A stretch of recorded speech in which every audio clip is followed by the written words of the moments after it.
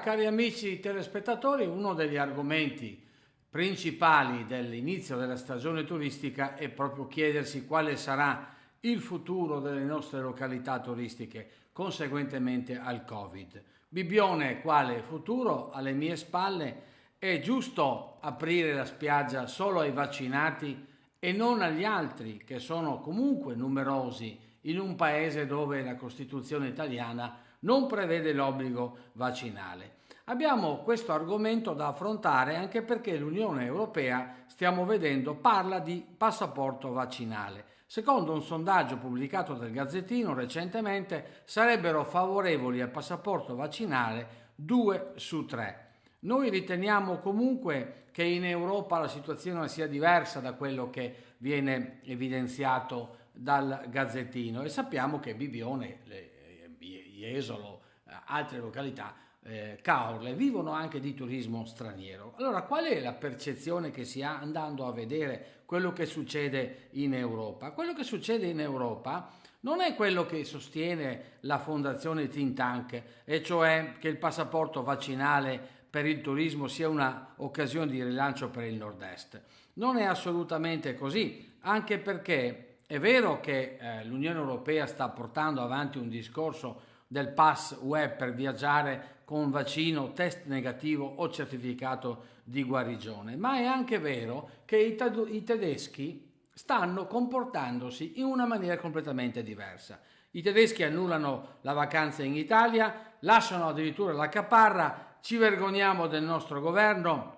Qui abbiamo un articolo di ET, redazione di Bruxelles, gesto di solidarietà di una coppia che aveva già prenotato il viaggio in Sardegna e seguito annullato per l'emergenza, poi l'attacco a Berlino, sbagliato, non vuole aiutare l'Italia con gli Eurobond. Ma nel contempo abbiamo la nostra spiaggia che si sta preparando. La spiaggia di Bibbione si sta preparando grazie a un'amministrazione accorta che sta cercando di mettere a posto questa spiaggia, che sta sfilando alle nostre spalle. Stiamo sorvolando la località di Bibbione, ma in realtà il problema è molto più complesso, in quanto dalla Germania si conferma che sono già in trattative, le principali agenzie turistiche sono in trattative per cercare di trovare delle scappatoie, per esempio alle Baleari, alle isole Canarie, che hanno bassi tassi di contagio, si stanno preparando Grecia, Cipro, Croazia e Bulgaria. Quindi se si stanno preparando Croazia, Cipro, Bulgaria, temiamo che le raccomandazioni della Fondazione Think Tank cadano nel nulla, perché da noi si raccomanda il fatto che si può andare in spiaggia soprattutto se si è in sicurezza, dall'altro abbiamo la scorrettezza di altri paesi che ci portano via. I tedeschi se ne vanno e vanno in luoghi come Grecia, Cipro, Croazia, Bulgaria. Attenzione amici, perché la situazione è molto delicata. Decine di turisti tedeschi atterrano a Maiorca per le vacanze pasquali. La Repubblica porta questa notizia: decine di turisti della Germania sono atterrati all'aeroporto di Palma di Maiorca per le vacanze di Pasqua dopo che il governo ha revocato il divieto di raggiungere alcune località e i requisiti di quarantena per coloro che tornano alle isole Baleari. Molti tedeschi, stanchi delle restrizioni in patria, hanno prenotato voli per la popolare destinazione turistica spagnola. Allora, cari amici, se giochiamo in questa maniera, noi dobbiamo anche dire che il futuro di Bibbione non può essere penalizzato. Parlo di Bibbione in questo momento perché sto vedendo la spiaggia, guardate, scorre questa spiaggia vuota. Sono un po' affezionato a questa località. Il futuro di Bibbione non può essere basato sulle restrizioni che gli altri paesi con termini invece non stanno applicando, oppure si fanno in quattro per toglierle, come anche la Croazia che è ormai imminente l'apertura, per non parlare della Spagna, del Portogallo e di altre località dove i tedeschi vanno. Lasciano le caparre i tedeschi e vanno in queste località e noi dobbiamo seguire quello che dice la Think Tank, perché raccomanda la solidarietà, raccomanda giustamente per certi versi anche raccomanda di seguire i protocolli, però attenzione che ci troviamo poi senza turisti. I gruppi poi vengono acquistati da coloro i quali hanno i fondi neri e vengono a riacquistare gli alberghi che sono ormai in crisi nelle nostre località, perché magari seguono i protocolli che i stessi tedeschi non seguono, perché vanno nei paesi dove invece non vengono applicati i protocolli. Amici, stiamo attenti, per cortesia, perché la situazione è delicata. La proposta quindi di un Digital Green Pass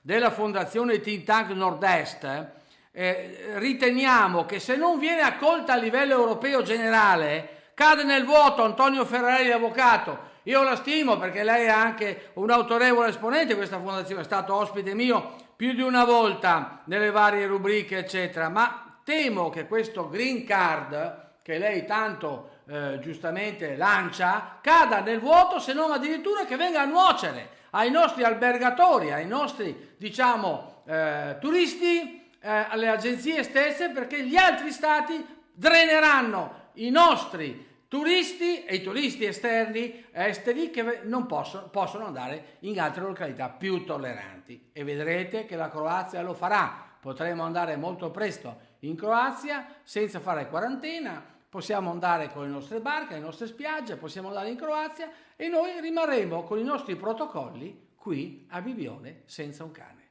Bibione, quale futuro? Abbiamo appena terminato la nostra opinione, abbiamo effettuato un collegamento con WhatsApp con l'ex senatrice Paola De Pin, imprenditrice bibionese e anche fondatrice del gruppo Riscossa Italia. Siamo in linea con la senatrice Paola De Pin. Buonasera. Qual è la sua opinione, ex senatrice, sulla proposta di far accedere a Bibione solo i vaccinati o coloro i quali comunque che seguono un rigido protocollo, quando noi vediamo benissimo che i tedeschi stanno andando in Portogallo, a Palma de Mallorca, le Baleari, si sta preparando la Grecia, Cipro, la Croazia per farci concorrenza sleale? Sì, intanto buonasera a tutti. Allora, io ho una posizione totalmente critica, devo dirla.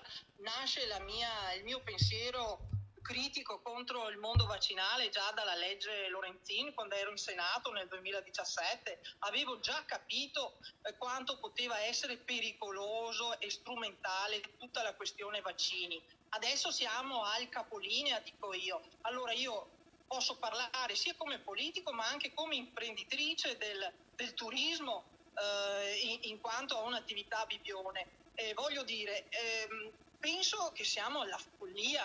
Il pensiero principale che mi viene è questa è una follia, non può essere. Intanto perché gli operatori turistici e tutto il mondo del turismo deve guardare i numeri. E i numeri non sono che la maggior parte della gente è vaccinata, è il contrario, solo una minima parte è vaccinata. Quindi vuol dire, in Veneto vuol dire darsi la zappa sui piedi, sinceramente. E poi sono contraria in quanto deve essere totalmente libero e facoltativo. Io mi sono sempre battuta per la libertà vaccinale. E questo è il principio fondante della democrazia e difeso dall'articolo 32 della Costituzione. Cioè Bibione non è uno scherzo, insomma. Bibione, ma non solo, Bibione, ma non solo, anche Jesolo pare stia andando verso questa, proposta. Io sono sbalordita perché la proposta deve essere il contrario, cioè tutte le spiagge devono essere libere, cioè da una scelta libera, ponderata sulla questione vaccini. Cioè uno non può avere un passaporto per entrare solo il vaccinato, perché io guardo da politico, guardo i numeri, da imprenditore guardo i numeri, cioè vuol dire distruggere un settore, il reparto turismo, e poi è una questione tutta europea, della questione vaccini. Tutto il resto del mondo non se ne preoccupa, e poi abbiamo un mainstream in Italia che ci sta veramente facendo il lavaggio del cervello per quanto riguarda la vaccinazione. Insomma, intanto ricordiamo che non è obbligatoria, non possono fare una cosa così perché non è obbligatoria, non è obbligatoria. Dove si trova lei in questo momento, Paola De Pin? Io mi trovo, vi faccio anche una piccola panoramica, sono venuta a cercare un po' di collaborazione a Roma, avendo io ancora dei contatti a Roma. Come vedete sono a Roma, qui bisogna muoversi a un fronte comune, perché non è accettabile questa dittatura sanitaria. Ho manifestato anche la scorsa settimana a Mestre, ho manifestato diverse volte insieme a altri cittadini italiani, insomma, sia come cittadina, non voglio portare una bandiera. Il rischio è purtroppo che noi, se dovessimo attenerci alle proposte della Fondazione Think Tank, per intenderci, che ha lanciato questa proposta, l'avvocato Ferrarelli, e anche so che ci sono grandi gruppi che seguono questi protocolli, molto rigidi, giusti magari, ma anche molto rigidi, il rischio è che la stagione andrà male e che i nostri albergatori si troveranno in condizioni pietose, con concorrenza sleale nei confronti dei croati. Vuol dire tagliare le gambe al settore, cioè non esiste proprio, non esiste, ma anche perché non puoi imporre. Intanto ritorno ancora, allora, io conosco bene Bibione perché insomma la vivo. Bibione è una spiaggia di famiglie di bambini. E cosa vuol dire? Che dobbiamo vaccinare per forza i bambini? Ma stiamo scherzando? Quando sappiamo che da 0 a 50 anni muore di Covid lo 0,0003%, vuol dire nulla, vuol dire meno di un'influenza normale. Bene, allora senatrice, daremo sicuramente battaglia, non ci lasceremo fare su questo argomento, perché teniamo entrambi molto a questa località. Io faccio un appello a tutti quelli che vedono questa proposta una vera follia. Uniamoci, chiedo agli imprenditori, per cortesia facciamo qualcosa, perché cioè ci va di mezzo la principale settore economico del Veneto, ma insomma d'Italia. Bene. Quindi battaglia assolutamente. Bene, la ringrazio per questo suo contributo. Alla prossima puntata e buon lavoro a Roma. Arrivederci. Grazie. Arrivederci.